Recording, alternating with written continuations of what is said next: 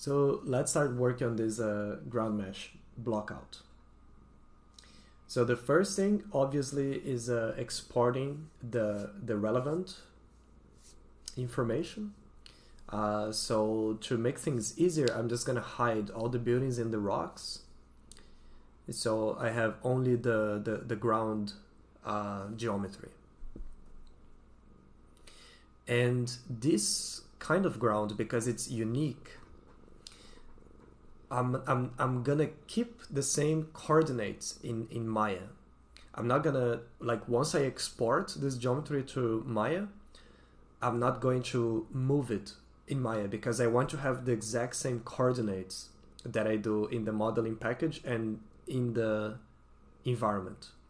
Because if later I want to make some changes, I can just re-export the reference models and re-import them into the modeling package, and they're gonna be on the same spot.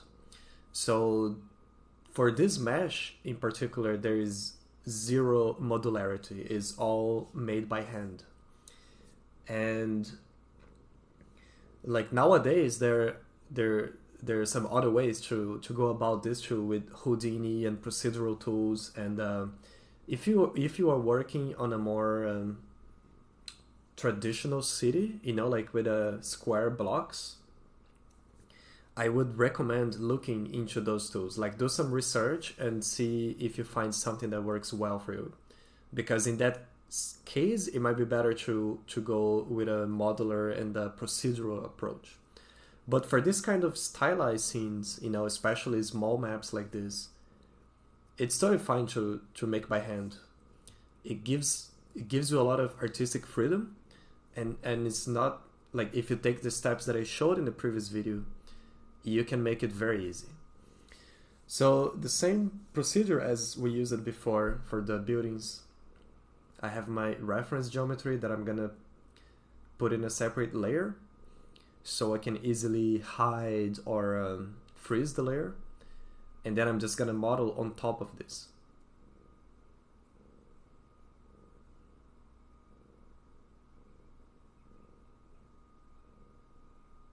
So at first I'm just gonna keep things very simple. And here I imported the buildings in a separate layer too, so I can like toggle between them. So you only really need to bring the relevant geometry to the ground. You don't need to bring the whole map.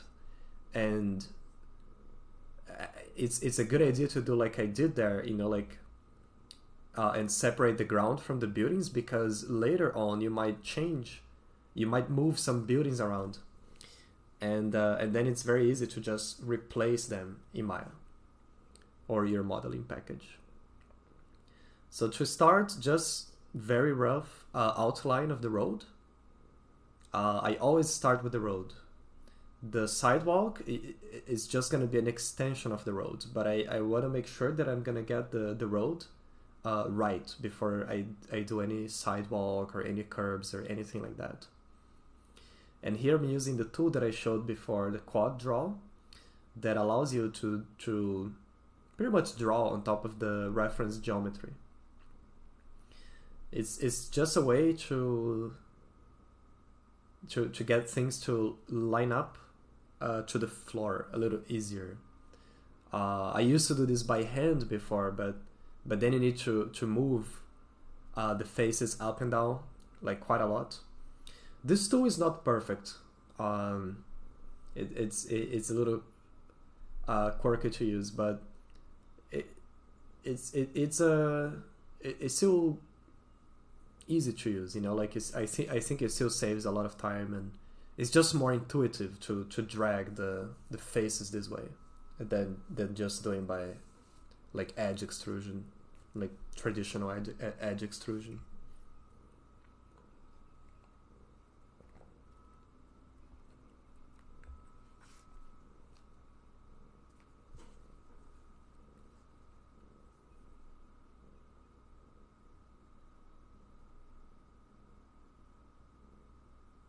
And as you can see, I'm keeping the subdivisions pretty low. You know, I'm going to smooth it out later using the edge loop and all those tools I showed before. So just at this stage, just keep it as low poly as possible, because you want to have this flexibility. You know, like the ground mesh always takes quite a bit of back and forth to get right. And you would be very happy to keep it simple and be able to do quick adjustments. Like if you just finalize this, like make it super detailed from the get-go, I guarantee that you're gonna have headaches later. Like literal headaches. Because moving geometry when it's very complex, it's a pain. It's very hard.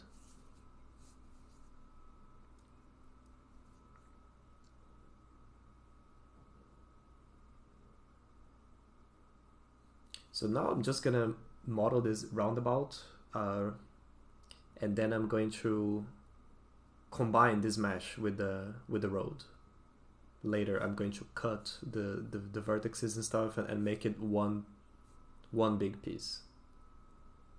And I did this because I wanted to have this perfect circle. You know, I wanted the road to merge into this perfect circle.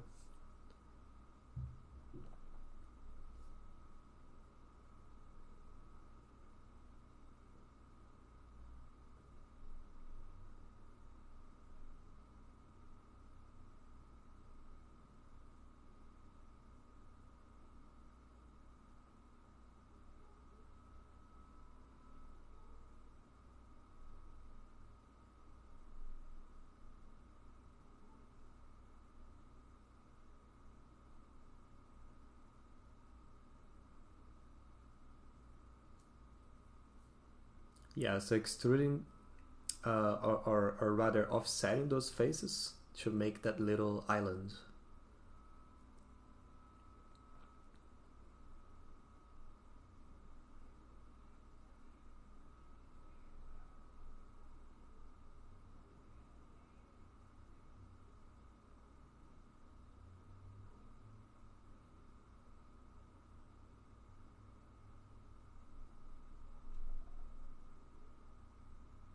So here is one place that I'm going to break that rule of keeping everything in quads. It's just impossible to keep that part in quads. But it's not a big deal as long as you can select all the edges, like the edge loop around the entire road. You can easily create the curves and the rest of the geo. So you can notice that the ground wasn't, it's a little uneven, and that's because of the tool I was using, the quad draw. It's not very precise. So now I'm just fixing some of these errors like this. So as you can see, it's a very manual work, and I think it adds a lot of flavor to your environments when you have some things that you know, like they feel like they were made by hand, and they're not just all mechanically placed, like with like a grid with like super like straight modular pieces and stuff. And especially the ground, I think is the greatest opportunity to have this more organic feeling. This is pretty much what's gonna gel all the buildings together, right? Like all the entire map together. And you always want to keep this mesh clean. Like resist the urge to just go crazy and try to make things too fast. It's better to keep it clean, like in quads everywhere, and making sure you don't have any obvious gaps, and because then like once that's stable, you can just take the time to polish it. You know it's gonna work. But if you work very dirty now, you're gonna have to rebuild a lot of stuff later.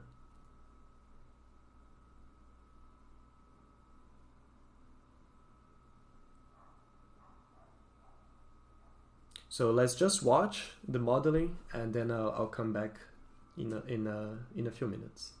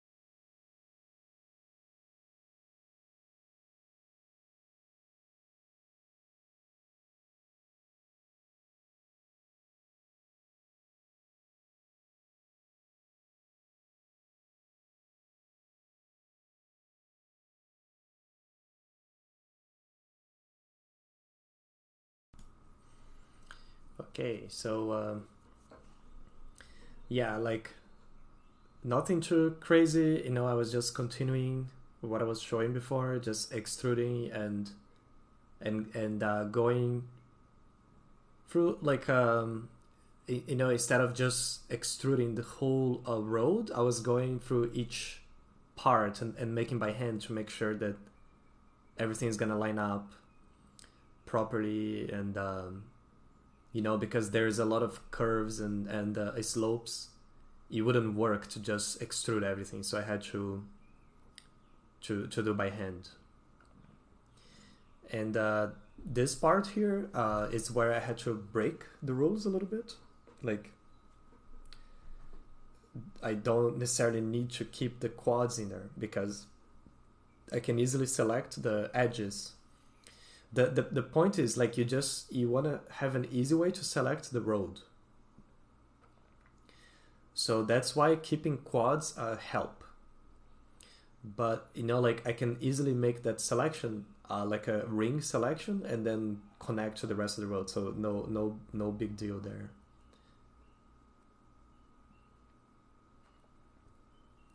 One thing to keep in mind too is that I do all the time, and maybe you're gonna find useful too, is working in small sessions. So when I started this session, I just put myself the objective to finish the ground mesh in one session, which usually for me is about like an hour and a half. Like, I try to avoid working longer than that in the one straight break, straight strike, I guess, because I just start getting tired, like, so it's good to have some breaks in between. But then while I'm working, you see, I have no distractions at all. I put some music and I'm just in the zone, like, I'm just moving those vertices around and extruding. Like, during those moments, I basically have no thoughts. I'm like it's kind of like a meditation kind of state, like, if you meditate, you know what I mean, like when you get into that thoughtless kind of state, and it's when you can make a lot of progress in a short amount of time. It's you can be very effective, much more than if your attention is diffuse, like if you're stopping every 10 minutes to check email or something, that's really gonna like prevent you from getting into that state.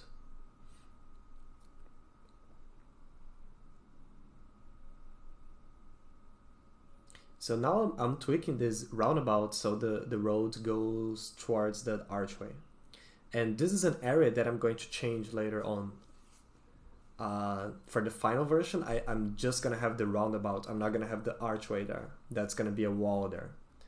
But that's no problem because it's very easy to fix this later, because I'm keeping this geometry so simple.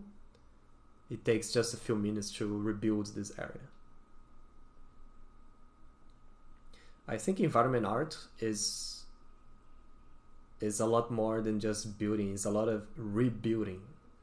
Like I start with an idea and then the ideas evolve, and and that's why I always keep the geometry simple at this stage. But then at some point, we need to call it. Like we just need to say like, okay, this is where I stop, and then from here I don't change things. I just finalize. It takes experience and skill to learn like when to make this choice, and I still don't get it right every time, but after working so many different environments, I think I got a pretty good feel now for when it's enough to stop and finalize things, because I know that during the finalization phase, I can hide a lot of shortcomings. I can make stuff look more detailed and beautiful. There's a lot of tricks you can use in the finalization to make everything look better. So the gist of it is just don't try. You don't need to get everything right at first. Like you don't need to get everything perfect. You don't need to get everything, like amazing, detailed. You just need to have a base that you can iterate on top, that you can build and rebuild, build and rebuild. I don't know. That's just the way I work, right? Like some other, maybe for you it's different. And these are the things that you as an artist, you have to figure out by yourself if you haven't already. Like you have to learn who you are. You have to discover who you are. Like I work well in this short 1 hour bursts, but maybe for you it's different. So don't take these things as that I'm saying as a rule, but more like food for thought, and then you try it yourself and discover what works well for you. So going back to the blockout, like now I'm working on the back alley, and this area is the more standard one. I don't have any curves here, like it's more standard, more square. So this is an area that I can even use modular pieces if I want for the floor. Like I really don't need to model them. Sometimes it's faster to just use some like big like tilables. But it is up to you. But my point is it's okay to mix unique mesh with a modular meshes here and there. Like if this area is very simple, there is no point in modeling if you can just use a plane, right? Like if you have a generic plane that you can use, you can just do that. So right now I'm modeling this, but then later I had to do some changes on this area, and I just deleted this mesh and I just put some big planes, because it would be easier to tweak them.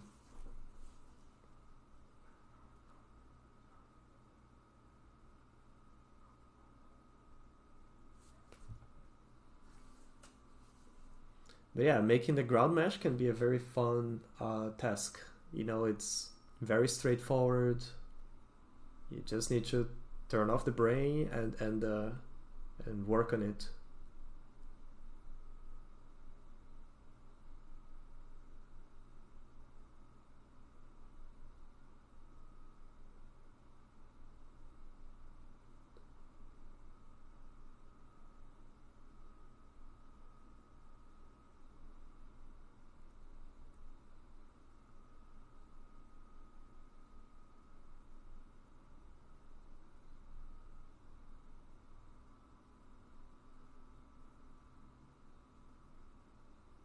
So this transition, I'm actually going to use the modular stairs in Unreal to hide that transition.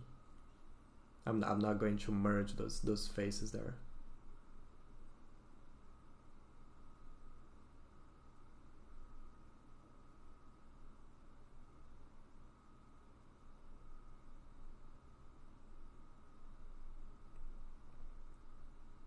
It's also a good time to start color coding our materials, so I want to make sure that I know that, oh, this is the road and this is a sidewalk and this is the curbs.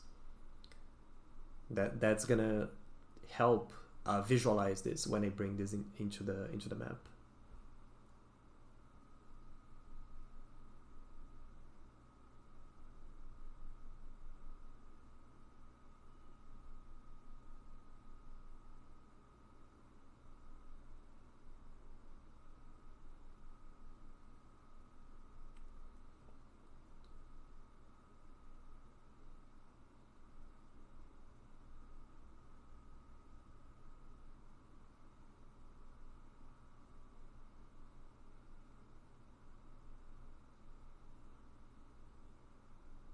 So now that I have those borders, I can easily just extrude them and to make the little wall this like border wall.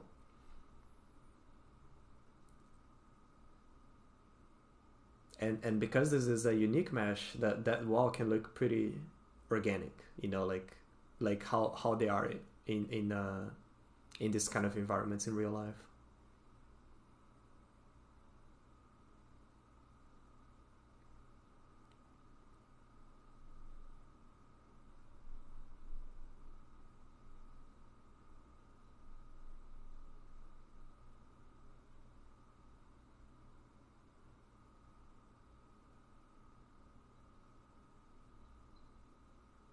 And this one, after I separate it, I can even tweak it a little bit. Can add some segments here and there to make it smoother. It doesn't matter because I can just move the ground vertices to be inside the wall. Like they don't need to be merged. And in fact, I don't think that's a good idea. Just makes things very hard to change later.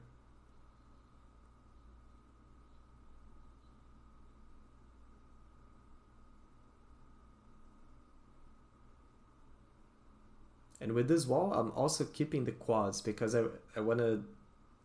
It's gonna be much easier later to UV these if they're all in quads. Because then you can just select entire segments and use unitize and some tricks to UV them very quick. But the ground doesn't like for the ground. I'm just going to use a planar map, so it's all good.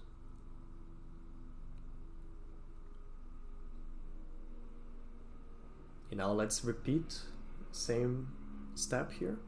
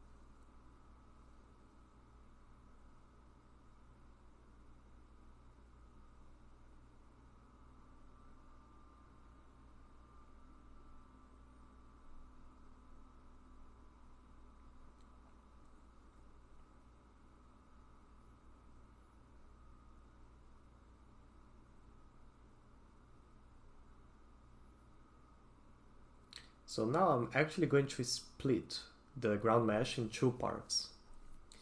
And I'm doing this for a few reasons. One of them is because I want to have a better light map density, and the other reason is for occlusion. Not ambient occlusion, but visibility occlusion. Because if you have this ground mesh that's huge, like anywhere you are in the map, the engine is always going to be rendering, right? Like even if you're seeing just a sliver of the ground, the engine is going to render the entire mesh. Well, this is in Unreal 5, this is a little different because of nanite. It's more optimized in that regard. But if you're working in Unreal 4 or even in Unreal 4 but you don't have nanite or you're working on Unity, you have to keep this in mind. So this kind of big meshes, it's good to separate them, because then when you're, let's say, like around the church, it's not gonna render this part of the ground, like the part that's on the other side.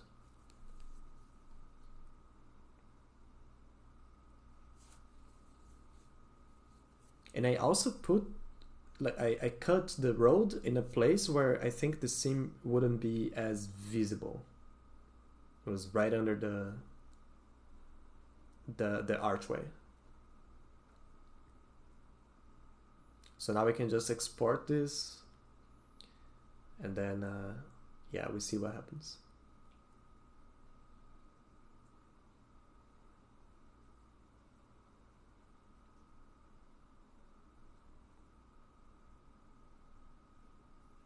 So doing some quick light map UVs. If you're baking the lighting, you always want to have light map UVs. Always. It takes just a few seconds, but if you can't bake the lighting, like it's a problem. You're not gonna have a good idea of how the environment's gonna look like when it's finalized.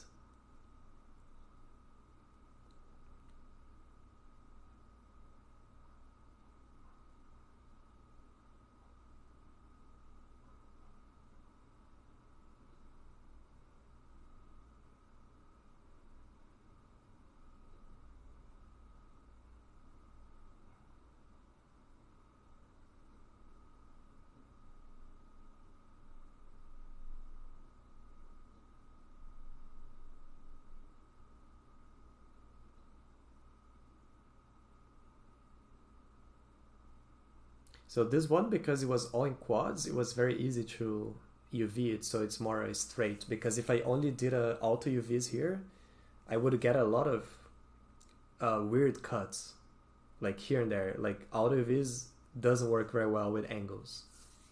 But because they're all quads, I can just use this trick, like unitize, and then I merge the edges, and then I have everything on a strip.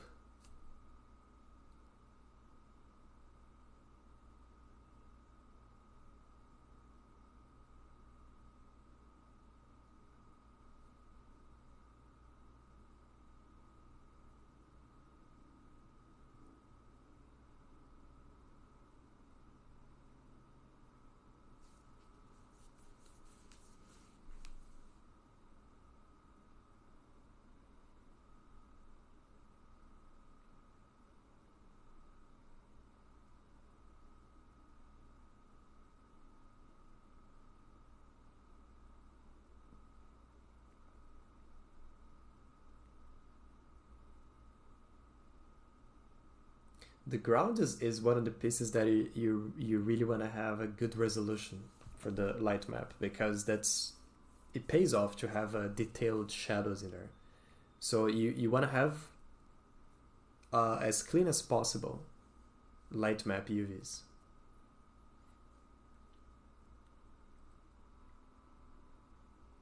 And especially you want to prioritize the areas where you're going to have more shadows.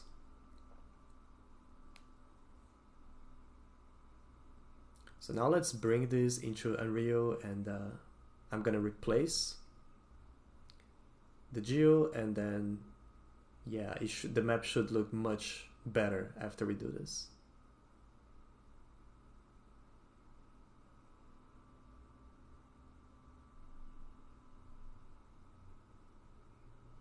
And because we use the same coordinates, we can just drag and drop and then set the location to 0, 0. And then it's gonna match perfectly. Like, as long as you didn't move any of this in your modeling package, they should just fit perfectly. So this is after I deleted all the duplicated meshes, the design meshes. And I have only the ground. So now we can just apply some materials, and then we can see how it looks like.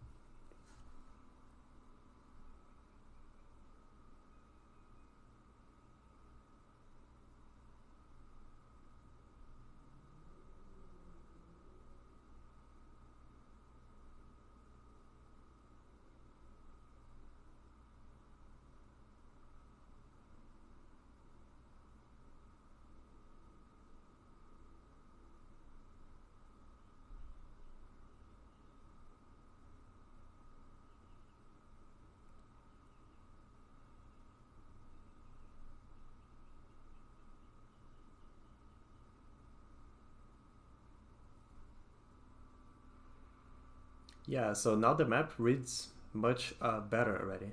Like we still have some gaps to fill here and there, but then I can use, for now I can use this wall that I made before. Later I'm gonna make a small short wall that I can use for situations like this.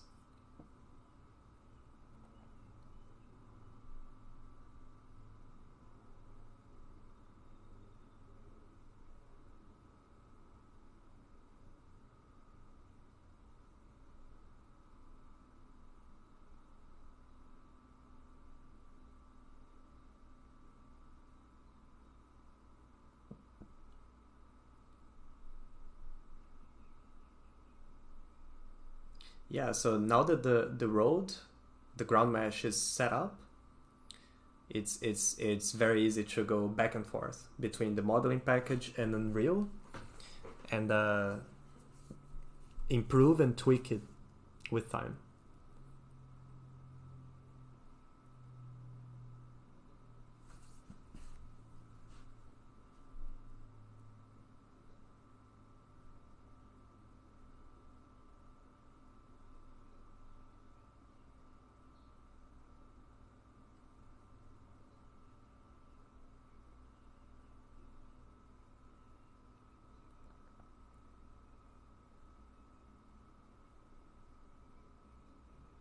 There's some quick adjustments here and there.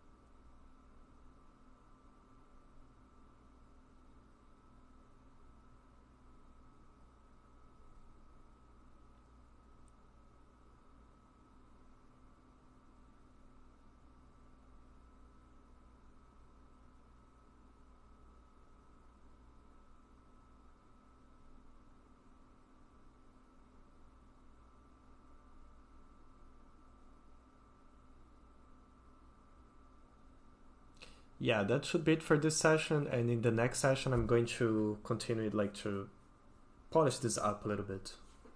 So see you next time.